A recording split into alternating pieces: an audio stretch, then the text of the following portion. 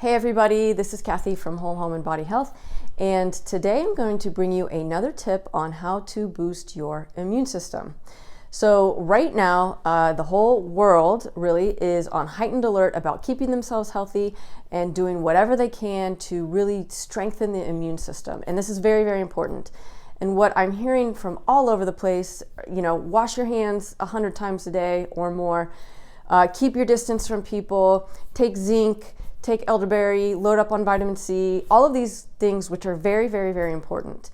But what I want to talk to you about today is one of the lifestyle habits that you're probably not thinking of, which is actually incredibly impactful on your immune system, and that is your EMF exposure.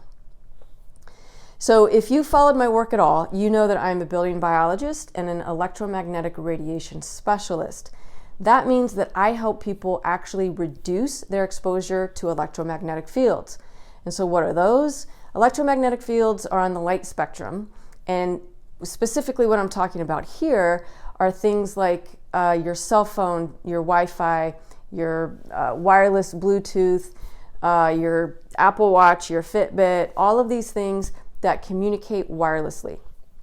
They are exponentially increasing your exposure to electromagnetic fields, and that's not good. So, I've been researching this topic for about 6 years now, and I've looked at hundreds and hundreds of independent scientific research studies that show that there is a direct correlation on your EMF exposure and your health. So we know without a doubt that our excessive exposure to these electromagnetic fields does actually impact us on a cellular level. Now, I could get really geeky into the science behind this, but I'd rather focus on teaching you how to actually reduce your exposure. I am going to leave some links below to the science, so if you'd like to look this up for yourself, please do so. I highly recommend it. I'm also going to leave a link to a blog post that I wrote about my top 10 tips on how to reduce your EMF exposure. I highly suggest you check that out as well, because I can't get into all those tips here. I want to make sure that I'm just providing you with some quick and easy tips on how to get started. So do check out that blog post if you want to dig a little bit deeper.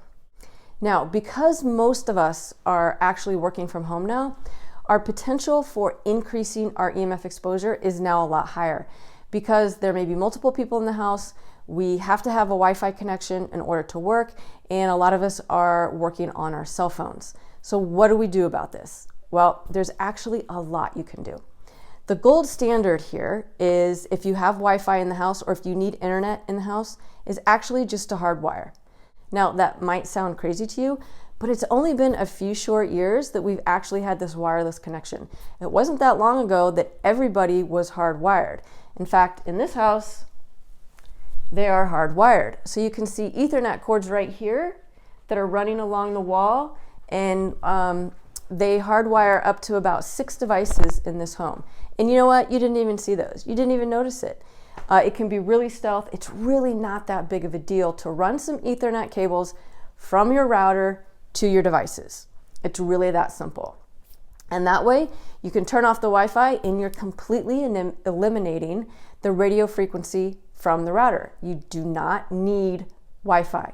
You can have a hardwired system. It's very, very simple to set up. So that's the gold standard. Now, I know not everybody's going to do that, even though I wish that you would. So what other things can you do? There's actually several things.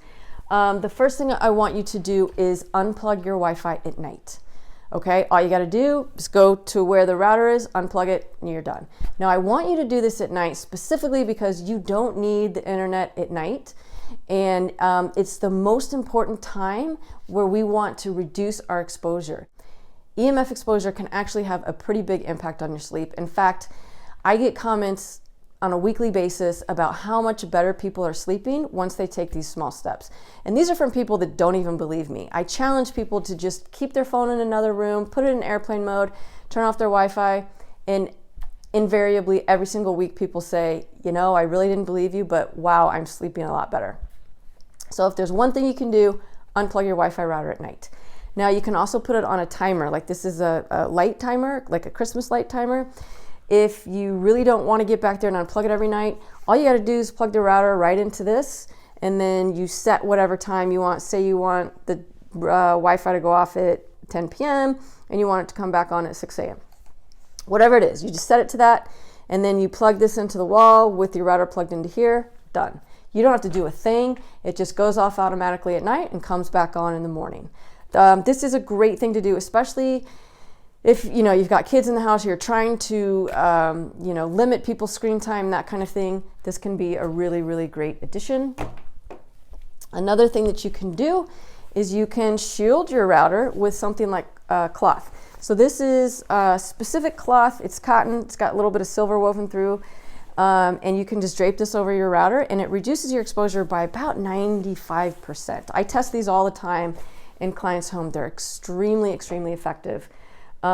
So if you just put that cloth right over the router, and you're reducing your exposure. You are still going to get that exposure from your computer, so you got to be aware of that. But it is, I see the numbers reduce hugely on my meters when we use a cloth like that. So that's an option. There's also Faraday cages that you can buy. I'll leave some links to that kind of stuff below if you want to check that out. But as far as your Wi-Fi goes, those are the main things. Unplug it whenever you're not using it. Hardwire if you can. Turn it off at night, absolutely. Another thing you can do actually is buy an eco-friendly router that is reduced on the pulsed frequencies. The pulse frequencies are actually what is most biologically damaging to our body. I'm going to leave a link to one below that I really like. It's called the JRS Eco Wi-Fi meter. And actually, I'm a big fan of this one because when there's no draw, when there's not a device that's trying to connect to the Wi-Fi, it actually sleeps. So it turns off the Wi-Fi signal if it's not being called upon. And the reduction by about 99% of that pulse signal is awesome. So if you want to always have your connection, you don't want to mess with turning it off or covering it, whatever, get a JRS Eco Wi-Fi router. They're fantastic. So check out the link below to that. Okay, now let's talk about your phone. And this is something that people have a really, really difficult time with because most of us are doing this all day long, or, we check our phones. I've seen estimates anywhere from, a couple times a minute to several hundred times a day. People are checking their phone. And it's a habit. This emotion has now kind of become a habit, especially for our younger people in this country. So what can we do about it? Well, the first thing is just to practice better habits like distance. So if you have your phone here and you're, putting it right next to your head, that's the absolute worst thing you can do. There is something in electromagnetics called the inverse square law. So that means that each little bit of distance that we have a device from us, the level of exposure drastically decreases. So even if you have the phone here, way better than here. If you have the phone here, way better than here. If you have your phone out here, way better than over here, right? So if you can make a phone call and have the phone on speaker, that's going to be better, way better than doing this. You don't want it right up next to your head. In fact, your user manual tells you not to put it next to your head, right? So don't put it next to your head. If you have to make a call, try to put it on speaker and have it at a distance from you. If you can text, that's actually even better. And as much as you can, keep your phone in airplane mode. I highly recommend that. Most of us don't need to be on call 24 hours a day. Some people do, I respect that, but most of us don't. So if you can keep your phone in airplane mode as much as you can, I highly suggest that. Don't forget, you have to turn off Bluetooth and Wi-Fi as well. So you have to kill all of those frequencies. And once you do that, you've got no radio frequency coming from your phone. Now, I realize that some people need to get a call, or they have a call coming in that they're waiting for, and so they can't keep their phone on airplane mode all the time. If that is you, I suggest doing something like a case like this. This one is a Shield Your Body case. I'll leave a link, of course, for that one too. And how this works is it's got some metal fabric in the back of it, not the front. So this side does not have the shielding capacity, this side does. And so what you do is you just slip your phone in here. Now the reason why the back has shielding and the front doesn't is because you still need to be able to get the signal in order to receive a call. So if you shielded the whole thing, you wouldn't be able to get a call.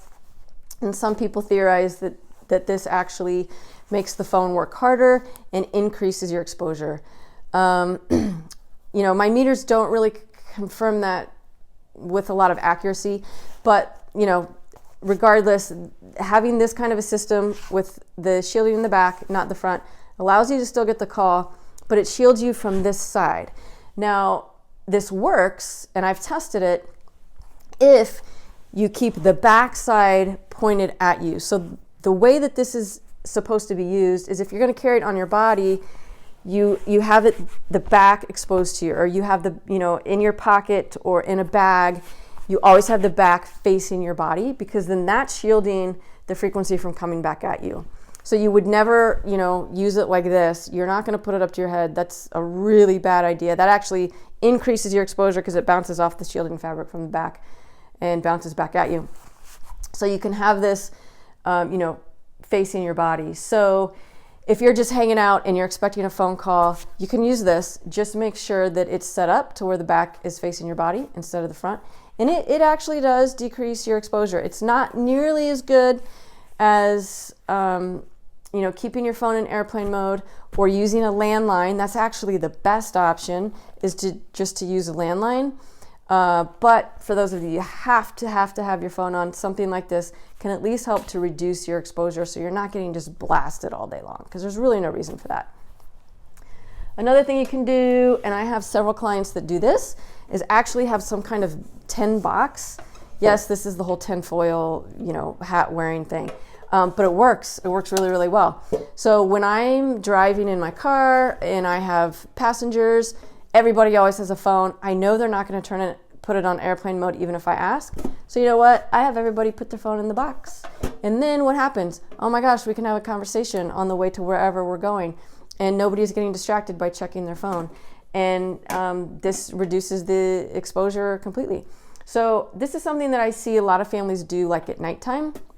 You know, if you don't want your teen to be getting texts all night long, or to be on their phone all night long, or for the phone to interrupt their sleep, and you don't really maybe trust them to keep it in airplane mode.